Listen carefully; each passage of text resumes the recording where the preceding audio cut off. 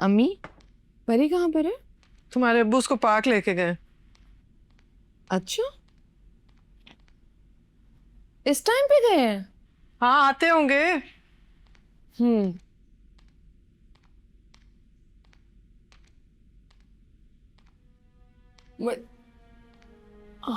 सीमा, तुम्हें कॉल कर।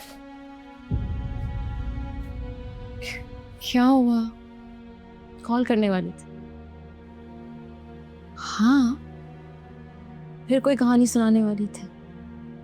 कैसा कुछ नहीं है, ये सब मेरा वहम है, ताकि मैं कभी सच ना जान सकूं। है? क्या कह रही हो तुम?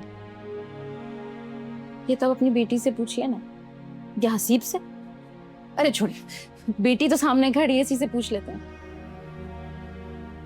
सीमा, मैं हसीब से बात करने ही वाली थी। क्या क्या बात कर रही हो? मैं तुम्हारे सामने खड़ी हूँ ना, चलो मुझे, मैं सुन रही हूँ, बोलो।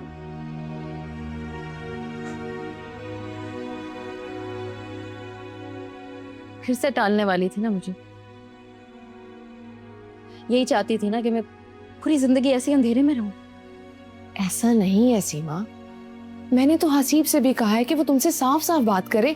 कौन सी बात? मुझे भी तो कुछ बताओ ना। बेटा, तुम इस तरह क्यों बिहेव कर मैं रही किस हो? तरह बिहेव कर रही हूँ? इतने अरसे से आपकी बेटी मेरे घर में क्या करती चली आ रही है, इसका अंदाजा भी है आपको? तुम्हारा दिमाग तो नहीं खराब हो गया? तुम क्या बोल रही हो? मेरी सबसे अच्छी दोस्त थी यार, अंधा एतमाद किया था मैंने तुम पर।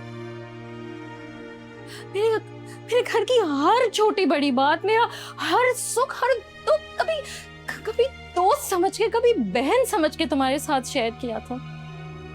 इसलिए इसलिए कि तुम मेरे घर में नकब लगाओ।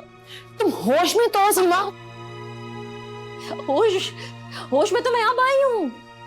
नहीं नहीं, होश में तो मैं अब आई हूँ। अब मुझे सब समझ में आया है कि जब हसीब के पास कुछ भी नहीं था, ना कोई फ्यूचर ना कोई करियर, तो बड़ी आसानी से तो छोड़ दिया। मेरा तो सिर्फ बहाना था, तब किसी और के पास चलती। अब जब वहां से खाली हाथ लौटी हो, तो हसीब को फिर से छीनना चाह रही हो। बस, आगे और नहीं। मेरी बेटी के किरदार पे एक लफ्ज मत बोलना तुम। बोलूंगी, जोर जोर से बोलूंगी, जो सुनेगा उसे बताऊंगी कि दोस्ती की आड़ में ये क्या क्या करती आई है। नहीं नहीं, इसकी तो अब आदत हो गई है ना, एक के बाद एक। बस बकवास बंद कर दो। मेरा ख्याल से अब तुम यहाँ से जाओ सीमा। तुम्हारी इस वक्त हालत ही नहीं है कि तुम किसी की बात समझ सको।